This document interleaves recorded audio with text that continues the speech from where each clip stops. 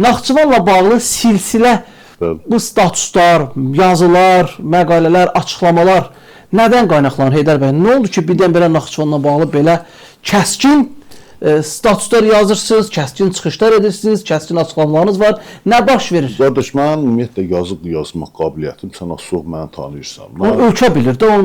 Mənim tərzim odur da. Mən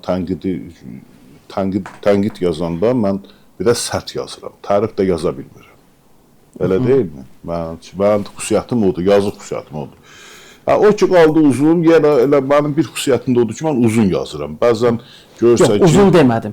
Dedim ki, niyə belə ardıcıl bu cür tənqidi statuslar yazırsınız, tənqidi çıxışlar edirsiniz, məqalələr yazırsınız, nə baş verir? Naxçıvanda vəziyyət bu qədər mi acınacaqlıdır? Onu soruşmaq istəyirəm. Naxçıvanda vəziyyəti gördüm, Naxçıvanda yeri gəlmişkən insanlar səndən də, məndən də narazıdırlar, deyirlər, siz niyə susubsuz? Niyə Naxçıvan məsələsini gündəmə gətirir? Niyə susuruq ki, müzakirə edirik?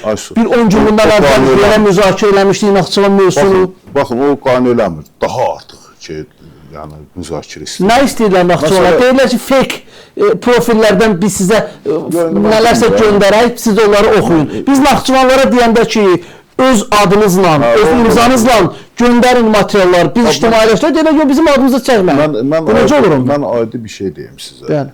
Bilirsiniz ki, bu indiki o xüsusi nümayəndəyə... Səlahiyyətli nümayəndə. Səlahiyyətli nümayəndədir. Bəli, səlahiyyətli nümayəndə. Qarabağda xüsusi nümayəndələrdir, Naxçıvanda səlahiyyətli nümayəndəyə o tender satan ünvanını mən qoymuşam, düzdürmü? Bəli. Yəni, o mənə aiddir də. Mən o fikirlə də razı deyiləm ki, prezidentin səlahiyyətli nümayəndəsinə bu cür adlar verilsin. O sənin öz işində. Amma hər halda o adı mən qoymuşam da. O Dədə Qorqud kimi. Nətər hamıya... Araya bir ad qoyursunuz, Dədə Qorqud kimi.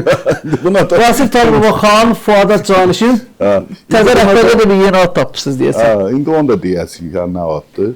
Amma buna 2 ad tapmışam da. Biri özünün şəxsi adıdır, bir də vəzifəsinin adıdır. Buna şəxsi adını tender satan qoyan mənəm, düzdürmü? Naxçıvanlardan biri mənə yazıb ki, Heydər oğul, sən niyə gedib bu tender satana satırıbsan, onun haqqında danışmırsan? Adı qoyan mən, mənim terminlərimdən istifadə eləyir. Və mənə deyir ki, sən niyə tender satana satırıbsan? Nəsə, o Naxçıvanların biraz dərdi böyükdür, həqiqətən. İndi niyə öz adlarından o açıq şəkildə yazmadıqların səbəbini sən də yaxşı bilirsən, mən də yaxşı bilirəm. Orada iş imkanları azdır. Orada bir yerdə işdən çıxarıldısa, işlədikləri işdən çıxarılırsa... Vasif Talibov dövrünü başa düşdük. Təzyiqlər vardı, hücumlar vardı, işdən çıxardılar. İndi ki elə deyil. İndi də elədir. İndi Vasif Talibovun dövründən qismən yaxşıdır.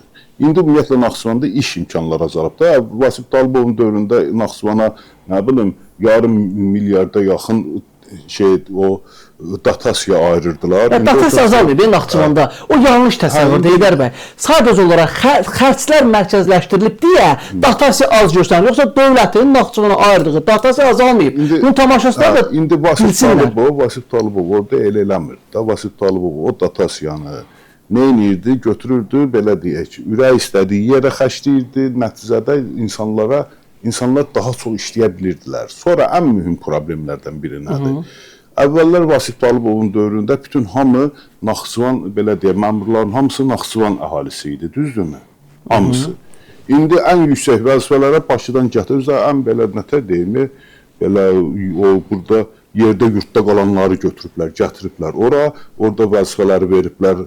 Onlar hətta Bakıdakı o öz məsləkdaşlarından 2 qat, 3 qat da artıq maaş alır. Səhv mi deyirəm? Yox, vəzifələrə təyin olunan məmurların da böyük əksəriyyəti elə Naxçıvanlıdır. Sadəcə Bakıda fəaliyyət göstərdilər, Bakıda yaşayırlar, gedib Naxçıvanda işləyirlər. Nə olar ki, Heydər bəy, indi olmaz, Bakıda yaşayan Naxçıvanları aparıb vəzifə vermək. Səbəbini deyirəm də, sizə deyirəm ki, əvvəl Vasif Talibovun dövründə orada işləyirdi, buradakı Naxçıvanlıda burada işləyirdi. Ona görə oradakı işləyənlər pul ala bilirdilər. İndi oradakıların o çoxsun pulu kəsilibdir. Qalıbdır yerdə, yurtda qalan adamlar. Onlara da məsələ deyək, həkim var, Naxçıvanda işləyən həkim. Naxçıvanda işləyən həkim alır 1000 manat, amma Bakıdan apardıqları həkim alır 10.000 manat. Və eyni işi görürlər, eyni yerdə oxuyublar.